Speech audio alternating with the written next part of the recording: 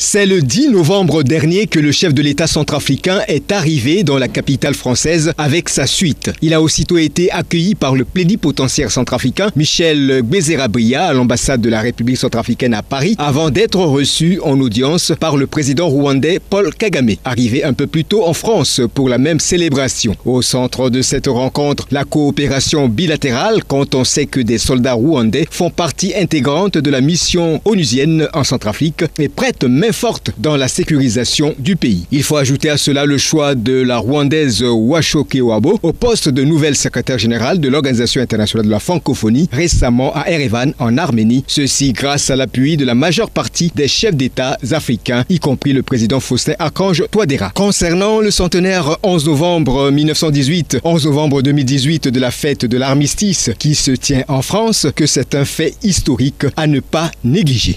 C'est important de rappeler que les tirailleurs ont contribué évidemment à cet effort de guerre et faisaient partie intégrante de la nation française. C'est une occasion qui permet aux différentes générations de connaître ce moment inoubliable qui a marqué la fin d'une guerre fratricide, de massacres d'humains, d'innombrables Africains appelés anciens combattants, voire tirailleurs. Depuis 2012, la République française rend hommage ce jour-là à tous les morts pour la France. De même, les États-Unis d'Amérique consacrent cette journée à tous leurs soldats tombés au combat. D'autres pays comme le Royaume-Uni, le Canada et l'Australie la réservent à la mémoire des anciens combattants des deux guerres mondiales.